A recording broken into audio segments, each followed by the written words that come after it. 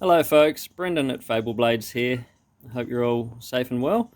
Today I wanted to give you a closer look at a sword which I made a couple of years ago, and I made it because of my own inspiration. It's a sword I wanted to get a feel for. Something I've never had was a Gladius sword, a Roman era Gladius style sword from they were in use 2,000 years ago in the early and high periods of the Roman Empire. So of course, being me, I had to make it fantasy inspired, artistic, but to historical parameters. Yes, it's heavily inspired by the Roman gladius swords, and made fully functional, of course. The blade is 2.5 inches across at the belly there. It's a 22-inch long blade. The weight is historical for a Gladius at 860 grams or 1 pound 14 ounces. But of course, being a fantasy style, as is my want, and I'm into mushrooms. As I've mentioned, I'm a farmer and I'm into permaculture, and fungi are important to the soil. They break down the timbers in the soil and process things. The fungi also communicate between the roots of trees, and they're basically the whole, what they call the wood wide web. Fungi are one of the primary building blocks of life, and for anyone interested in farming or permaculture, they'll know the importance of them. The mushroom I've chosen is the classic Smurf style mushroom, inspired by the amanita muscaria, the fly agaricus as they call it. So I love the Smurfy look of it because when I was a kid I was into Smurfs, and it's a great feel. These wooden hilted swords, I've done them before, but not quite this style. But I have done leaf blade timber hilted swords before. So yeah, 1 pound 14 ounces, 860 grams, and also celebrating the harvest, which is one of those fantastic times of year where you've got grain, you can brew your beer, you can bake your bread, you can store it up. So yeah, it's a celebration of agriculture, of permaculture, which are some things that are important and close to my heart. And yeah, I'm a big fan of these things, and yeah, they're important to me. But it is a fully functional sword. There is a nut inside the pommel, which is hidden by one of these dowels in the very tip there. It's permanently fastened with that nut, and it's a full tang sword, of course.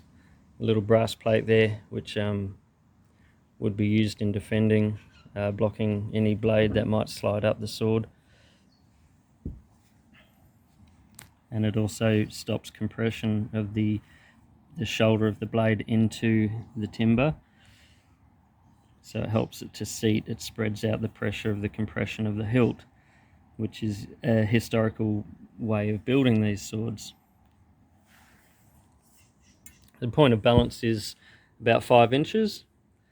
As I say, 22-inch blade, cut and thrust sword as used by the Roman legions at the high period of the Roman Empire. But yeah, with celebrating all things agriculture and fantasy. It's a beautiful sword. I really love it. I love having it here. It is for sale. All the swords I make are for sale. I don't keep... Well, I've kept one. I've kept two. I've got two of my swords that I've made. The first one I ever made, which was a falchion. And I've got a Conan sword, which, is another one of my inspiring movies from when I was a kid. They got me into swords. He-Man started it all. No, lightsabers started it all. But yeah, that's probably the story for a lot of us. As I say, it's a sharp and fully functional blade. Distal taper from 6mm at the guard. At the belly, which as I say is 2.5 inches wide, it's about 3.8mm, I think.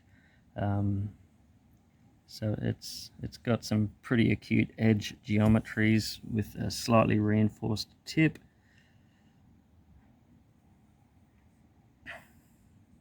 All very sharp and deadly, of course. I've labelled it as a gnomish harvest sword to keep with the light and cheerful mood of the sword. The timber, we have a she oak pommel, which is an Australian hardwood used by Aboriginals for making weapons and tools. The whitewood is an American holly used for the dowels and the grip. That's American holly, an ilex species, and the grip is an acacia burl, which is a very hard wood, also Australian.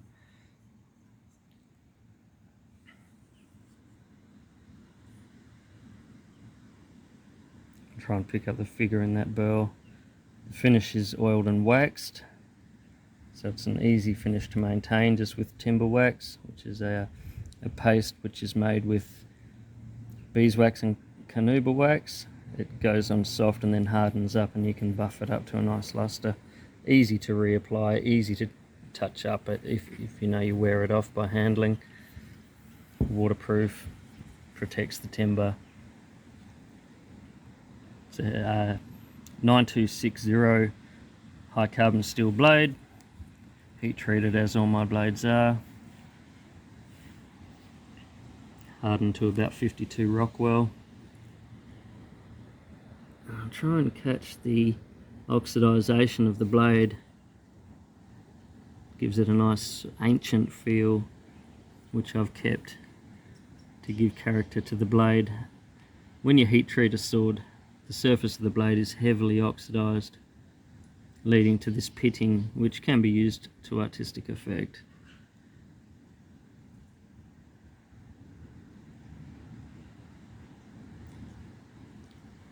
As I say, it's for sale. Hopefully it appeals to somebody who'd like to get the feel that I like to get from my swords, somewhere in between history and fantasy and fairy tale, which is, that's my vibe, it's my gig. But I'm also happy to keep it. I love it. It's a beautiful sword, but it needs to be out there in the world, I think, somewhere. I think it's time to let it go.